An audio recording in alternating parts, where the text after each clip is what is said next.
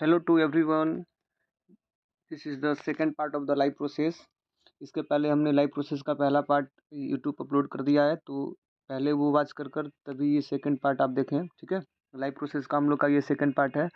इसमें बात करें तो हम लोग किसके बारे में डिस्कस करेंगे। पहला हम लोग इसमें देखेंगे, लास्ट क्लास की बात करें तो लाइव प्रोसेस के फर्स्ट वीडियो में हमने ये क्या क्या चीज़ ये डिस्कस किया था। हमने बताया था ये जो लाइव प्रोसेस होता है ना, एक्चुअल में ये लाइव प्रोसेस है क्या चीज़। ठीक है, लाइव प्रोसेस सिंपल सा समझा जाए तो हम अपने लाइफ को मेंटेन करने के लिए जितनी भी बेसिक एक्टिविटी करते हैं उसी को क्या बोलते हैं, सिंपल सा लाइफ प्रोसेस बोलते हैं।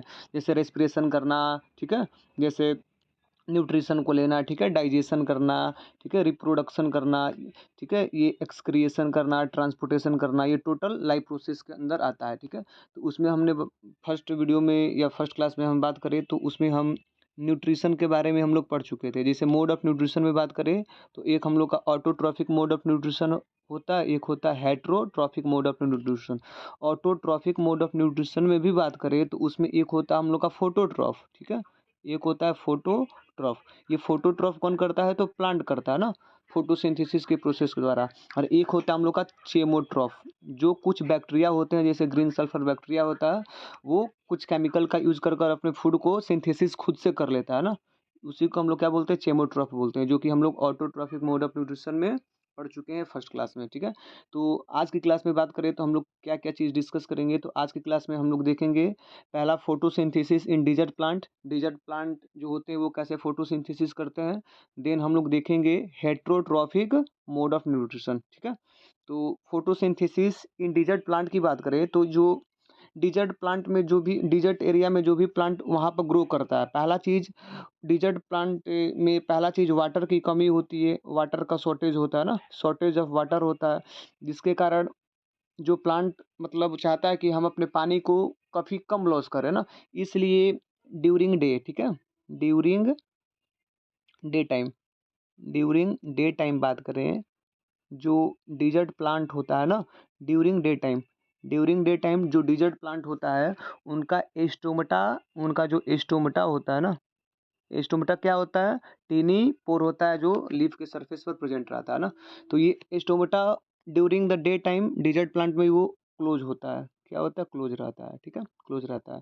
इसका मतलब जब एस्टोमेटा क्लोज रहेगा तो वो CO2 को ट्रैप कर नहीं पाएगा, ठीक है, ना तो H2O को ले पाएगा ना तो वाटर को ले पाएगा, क्योंकि गॉड सेल रेगुलेट करने का काम करता है स्टोमेटा को, और स्टोमेटा के थ्रू ही ये हम लोग का मतलब वाटर का ट्रांसपोर्टेशन अंदर होता है। ठीक है, बाहर भी स्टोमेटा के द्वारा ही ट्रांसपिरेशन का प्रोसेस मतलब होता है, जिसमें H2O रिलीज हो जाता है और ऑक्सीजन भी रिलीज होता है साथ में। ठीक है, तो during the day time in the dessert plant की बात करें तो जो स्टोमेटा होता है वो क्लोज होता है।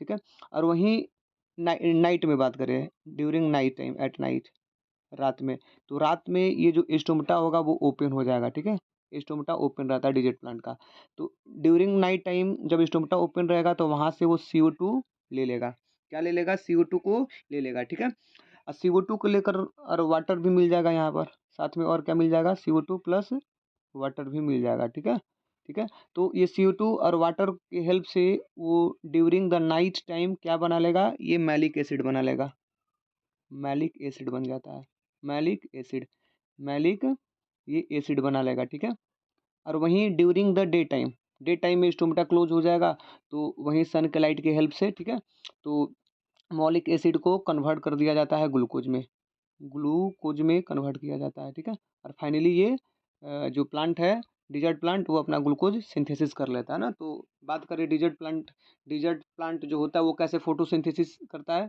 तो इस प्रोसेस के द्वारा ही करता है। ठीक है, इसमें दो पॉइंट आप बस ध्यान दीजिएगा। ठीक है, पहला कि जो एस्टोमेटा होता है वो during the night time open होता है, जहाँ पर CO2 को ट्रैप कर लिया जाता है, और हाइड्रोजन के साथ वो वहाँ पर क्या बनाता है, ये मतलब मैलिक एसिड बनाता है। ठीक है, और ड्यूरिंग द डे टाइम इसी मैलिक एसिड को कन्वर्ट कर लिया जाता है ग्लूकोज में। ठीक है, फाइनली वो मतलब डिजर्ट प्लांट अपना फोटोसिंथेसिस प्रोसेस ऐसे ही करता है डिजर्ट प्लांट। ठीक है, तो ये चीज़ हुआ। अब हम लोग बात करें ऑटोट्रॉफिक में, हम लोग सारा चीज़ पढ़ लिए, ऑटोट्रॉफिक मोड ऑफ न्यूट्रिशन जितना भी है हम अच्छे से कवर कर लिए है ना, खासकर फोटोसिंथेसिस। ठीक है, वहाँ से भी क्वेश्चन ज़्यादा आता है फोटोसिंथेसिस से। एक होता है हम लोग का heterotrophic mode of nutrition, heterotrophic mode of nutrition. Hetero का मतलब, हेट्रो का मीनिंग क्या होता है, यदि मीनिंग ऑफ हेट्रो की बात करें तो हेट्रो का मतलब होता है अदर, हेट्रो का मतलब क्या होता है, अदर। तो वैसे ऑर्गेनिजम्स जो अपनी फूड खुद से नहीं प्रिपेयर करते हैं, बल्कि वो फूड के लिए किसी अदर पर क्या रहते हैं, डिपेंड रहते हैं। डिपेंड ऑन अदर मतलब the organisms that depend on other for food that is called heterotrophic nutrition. वैसे मतलब ऑर्गेनिजम्स जो अपनी फूड खुद से प्रिपेयर न करे, बल्कि वो फूड के लिए किसी दूसरे पर वो डिपेंड हो, उसे हम लोग क्या बोलते हैं, हेट्रोट्रॉफिक न्यूट्रिशन बोलते हैं ना। अब इसमें बात करें कौन कौन सी चीज़ें आ जाएंगी, तो इसमें 3 चीज़ें आ जाएंगी, ठीक है। पहला हम इसमें बात करेंगे पैरासाइट के बारे में। जितने भी पैरासाइटिक होते हैं ना, पैरासाइटिक मोड ऑफ न्यूट्रिशन, ठीक है, ये हमारा हेट्रोट्रॉफिक मोड ऑफ न्यूट्रिशन में ही आ जाएगा, ठीक है। सेकंड की बात करें तो इसमें हम लोग पढ़ेंगे सेप्रोफाइट के बारे में। सेप्रोफाइटिक सेप्रोफाइटिक ये जो सेप्रोफाइट होता है वो भी हमारा हेट्रोट्रॉफिक न्यूट्रिशन में ही आ जाएगा। और थर्ड हम बात करें तो इसमें किसके बारे में पढ़ लेंगे, होलोजोइक के बारे में पढ़ लेंगे।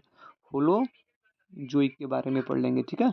तो ये तीनों की बात करें तो ये हेट्रोट्रॉफिक मोड ऑफ न्यूट्रिशन में आता है, ठीक है। पहले हम लोग पैरासाइट के बारे में देखेंगे, देन सेप्रोफाइट के बारे में देखेंगे, और लास्ट में हम लोग होलोजोइक मोड ऑफ न्यूट्रिशन देखेंगे, ठीक है। तो आइए पैरासाइट के बारे में देखते हैं, पैरासाइट क्या होता है, ठीक है। पैरासाइट की बात करें ना, पैरासाइट की बात करें तो पैरासाइट क्या होता है, सिंपल सा पैरासाइट, पैरासाइट को समझिए, पैरासाइटिक या पैरासाइट, ठीक है। तो ये जो पैरासाइट होता है ना, वो अपनी फूड या न्यूट्रिएंट्स, न्यूट्रिएंट्स का मतलब फूड, वो कहाँ से डिराइव करता है, कहाँ से लेता है, तो अपने होस्ट बॉडी से लेता है। समझिए होस्ट बॉडी क्या है, जैसे ऐसे समझिए, मान लीजिए कोई कोई एक मतलब ये पार्ट है, ठीक है। ये मतलब ये कोई पार्ट है, ठीक है, और ये कोई एक बी पार्ट है। तो ये बी पार्ट क्या करता है, ए पार्ट से फूड चुरा लेता है। ये बी बी पार्ट, ये बी वाला क्या करता है, ए वाले से फूड को चुरा लेता है। तो ये ए पार्ट क्या हो जाएगा, ये ए पार्ट हो जाएगा होस्ट। मतलब क्योंकि ये ए पार्ट के पास क्या था, ये ए पार्ट के पास न्यूट्रिएंट्स था, ठीक है। अब बी पार्ट क्या करता है, ए पार्ट वाला न्यूट्रिएंट्स वो चुरा लेता है, मतलब ए पार्ट से ही वो न्यूट्रिएंट्स को डिराइव कर लेता है।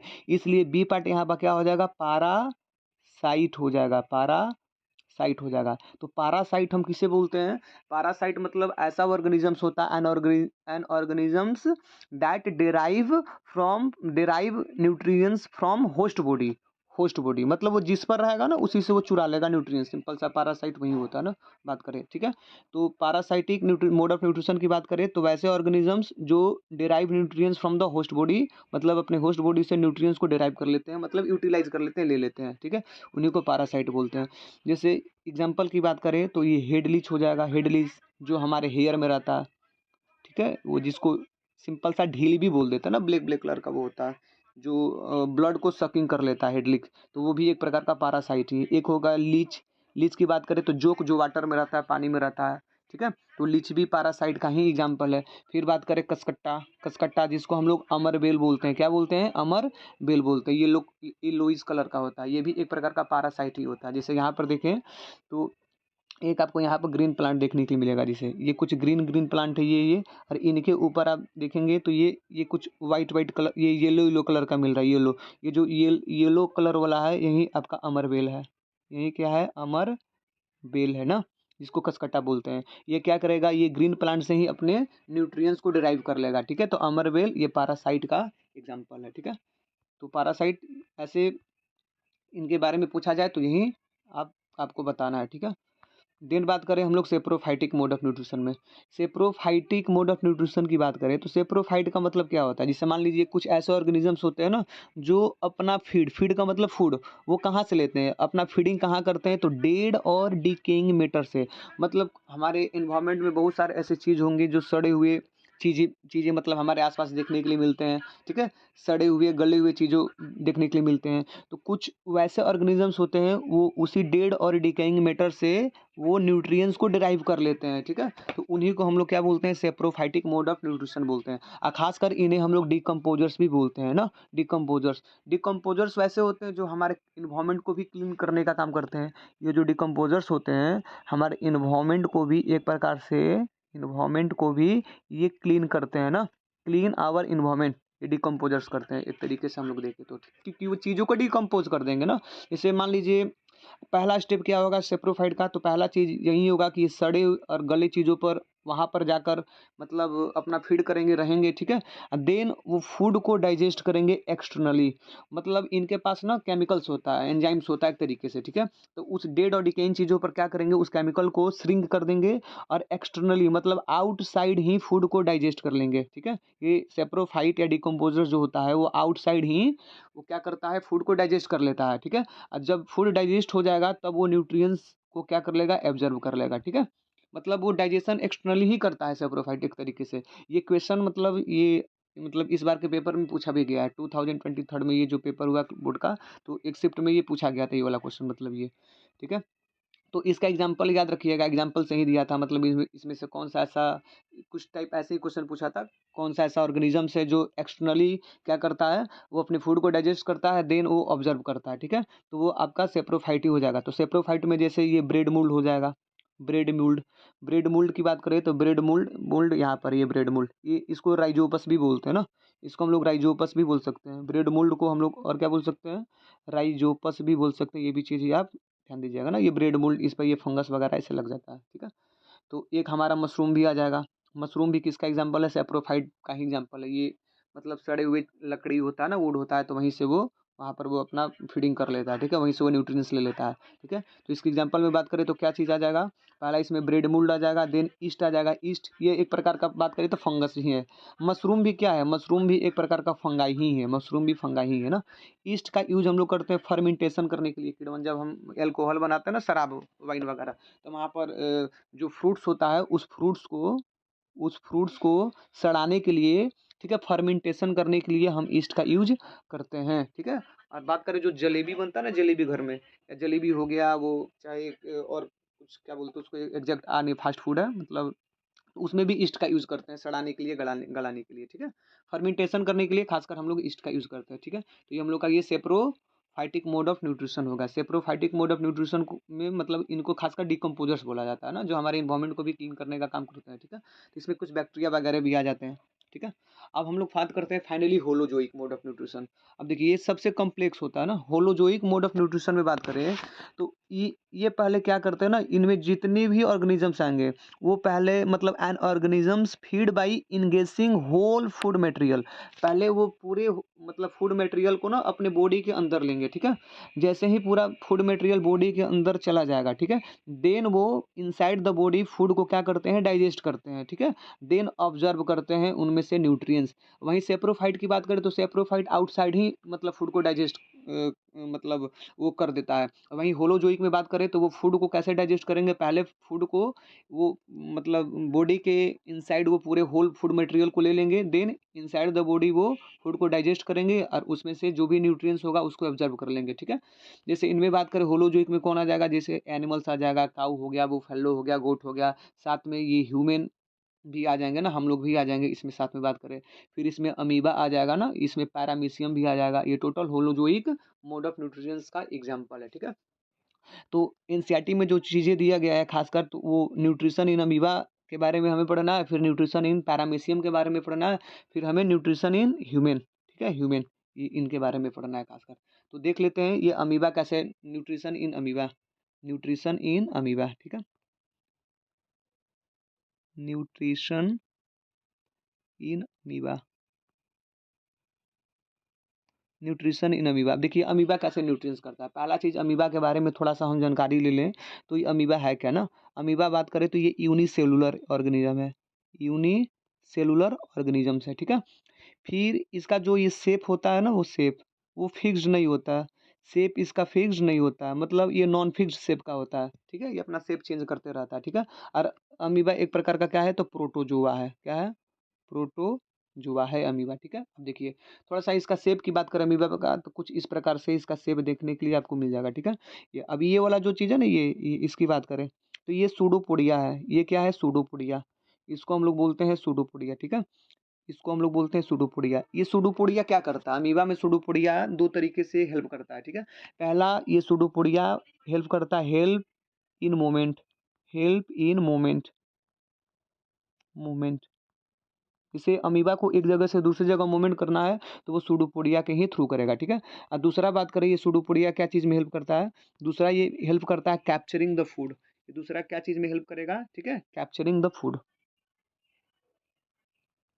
Capturing the food. जैसे अमीबा फूड को कैप्चर मतलब इंगेस्ट करेगा, वो अंदर लेगा, तो किसके थ्रू लेगा? सूडोपोडिया के थ्रू लेगा। ऐसे सूडो का मतलब होता है फाल्स। सूडो का मतलब बात करें तो इस सूडो का मतलब क्या हो जाएगा? फाल्स। सूडो का मतलब होता है फाल्स। अब पोडिया का मतलब क्या होता है यहाँ पर? फीट। ठीक है, तो फाल्स फीट को ही सूडोपोडिया बोलते हैं एक्चुअली में। ठीक है, तो पहले ये सूडोपोडिया के थ्रू, ठीक है, अमीबा क्या करता है? फूड मटेरियल को अंदर लेता है, ठीक है, और उसको फाइनली कहाँ भेज देता है? सूडोपोडिया के बाद उसको भेज देता है ये फूड वैक्यूल्स में। कहाँ भेज देता है? फूड वैक्यूल्स में। ये फूड वैक्यूल्स है। अब यहाँ पर फूड वैक्यूल्स में वो जो भी वहाँ पर फूड मटेरियल लेगा, ठीक है, वो डाइजेस्ट हो जाएगा। क्या हो जाएगा? डाइजेस्ट। तो जो भी फूड मटेरियल वहाँ पर डाइजेस्ट होगा ना, वो आपका सूडोपोडिया में, ठीक है, तो उस फूड को डिफ्यूजन फिर कहाँ हो जाता है? साइटोप्लाज्मा में हो जाता है। ठीक है, फिर वो मान लीजिए ये फूड वैक्यूल्स में जो भी चीज़ें यहाँ पर फूड डाइजेस्ट हुआ था, तो डाइजेस्टेड फूड का डिफ्यूजन किस में हो जाएगा? ये डाइजेस्टेड फूड का डिफ्यूजन हो जाएगा हम लोग का, ये मान लीजिए साइटोप्लाज्मा में हो जाएगा। ठीक है, किधर हो जाएगा? साइटोप्लाज्मा में हो जाएगा। ठीक है, और जो भी अनडाइजेस्टेड फूड होगा, अनडाइजेस्टेड फूड जो भी होगा, तो सेल मेम्ब्रेन के थ्रू उसको बाहर ऐसे ये श्रिंक कर दिया जाता है, निकाल दिया जाता है। तो ऐसे ही अमीबा में मतलब डाइजेशन होता है, या न्यूट्रिएंट्स इन अमीबा डिस्क्राइब करने के लिए बोले तो ऐसे ही लिखेंगे। ठीक है, तो पहला स्टेप इसमें क्या करना है? पहले इसमें सूडोपोडिया के थ्रू सूडोपोडिया के थ्रू फूड को लेगा, फिर ये किधर भेज देगा? फूड वैक्यूल्स में। किधर भेज देगा? फूड वैक्यूल्स में। फूड वैक्यूल्स में जो भी डाइजेस्टेड फूड का डिफ्यूजन किधर हो जाता है? साइटोप्लाज्मा में हो जाता है। ठीक है, और अनडाइजेस्टेड फूड को श्रिंक कर दिया जाता है। अनडाइजेस्टेड फूड को क्या कर दिया जाता है? श्रिंक। श्रिंक सेल मेम्ब्रेन के थ्रू। ठीक है, तो ऐसे ही अमीबा में न्यूट्रिएंट्स होता है। सूडोपोडिया ध्यान, खासकर ध्यान से, मतलब सूडोपोडिया हेल्प इन द मतलब क्या चीज़ में मदद करता है? मूवमेंट करने में, और दूसरा वो कैप्चरिंग द फूड करने में मदद करता है। ठीक है, ये चीज़ें हो गया। अमीबा में यदि डिस्क्राइब करने के लिए देगा फूड का न्यूट्रिएंट्स, तो ऐसे ही आप करेंगे ना।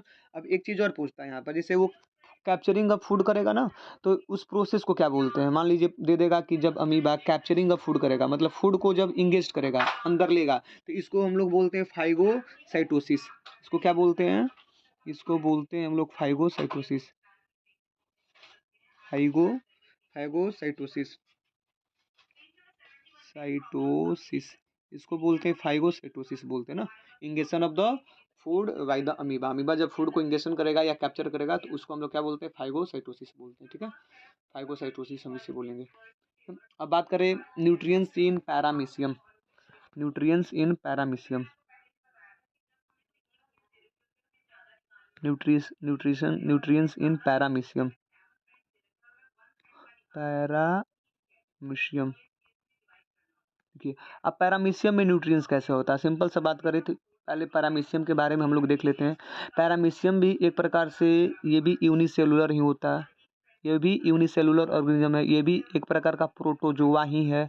ये भी क्या है? प्रोटोजोआ ही है। ठीक है, और ये भी एक प्रकार से बात करें तो इसका जो मतलब शेप होता है ना, वो फिक्स होता है। पैरामीशियम का जो शेप होता है वो क्या होता है? फिक्स होता है ना।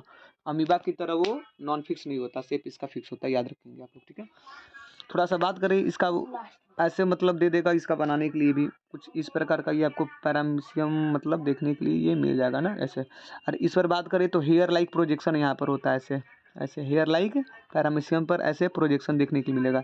इस हेयर लाइक प्रोजेक्शन को हम लोग क्या बोलते हैं? सिलिया बोलते हैं। इस हेयर लाइक प्रोजेक्शन को क्या बोलते हैं? जो पैरामीशियम पर प्रेजेंट रहता है, सिलिया बोलते हैं।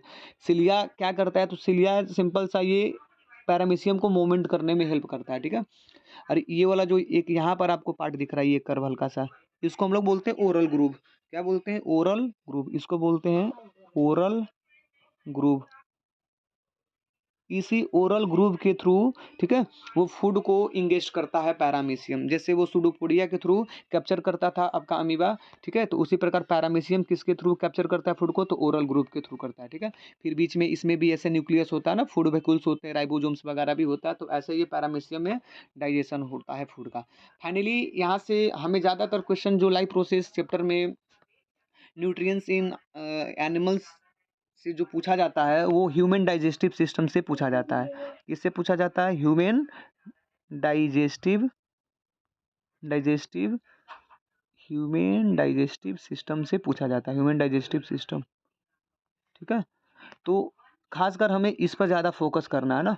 यहाँ से लाइव प्रोसेस बहुत बड़ा ही टॉपिक है, यहाँ से क्वेश्चन बहुत ज़्यादा आता है ना, तो आपको खासकर ये जो जो लाइव प्रोसेस में जो कुछ मेन इंपॉर्टेंट चीज़ है जहाँ से मतलब क्वेश्चन तो आपको देखने के लिए मिल ही जाएगा, तो इसमें से एक आपका इंपॉर्टेंट आता है ह्यूमन डाइजेस्टिव सिस्टम, ठीक है। जो केवल पर्टिकुलर हम इसमें क्या देखेंगे, ह्यूमन के बारे में ही देखेंगे कि ह्यूमन कैसे फूड को डाइजेस्ट करता है, ठीक है। तो ये ह्यूमन डाइजेस्टिव सिस्टम हम लोग नेक्स्ट क्लास में बात करेंगे, ठीक है। अब आपको क्या करना है, अच्छे से वीडियो को लेक्चर को देखना है और अपने ही लैंग्वेज में नोट्स बनाना है, अपने लैंग्वेज में क्या करना है, नोट्स बनाना है, ठीक है। नोट्स बनाएंगे तो आपको रिवीजन करने में ईजी होगा ना, क्योंकि मान लीजिए उसके बाद आप एनसीईआरटी को भी एक दो बार रीड कर लीजिए। देखिए हम एनसीईआरटी का एक एक पॉइंट आपको बता रहे हैं, ठीक है। हम यहाँ पर जो पीपीटी बनाए वो काफ़ी लिखे कम है, लेकिन उसको थोड़ा सा एक्सप्लेन हम ज़्यादा कर दे रहे हैं, समझा रहे हैं ना। तो जो चीज़ें हम बोल कर समझा रहे हैं उसको आपको ध्यान से क्या करना है, सुनना है ना, और अपने लैंग्वेज में क्या कर लेना है, शॉर्ट नोट्स बना लेना है, ठीक है। एक भी क्वेश्चन इससे बाहर नहीं आएगा, ठीक है। इतना विश्वास रखिए आप लोग, ठीक है। तो थैंक यू, आज की क्लास यहीं तक। नेक्स्ट क्लास फिर आपको देखने के लिए मिलेगा लाइव प्रोसेस का थर्ड वीडियो।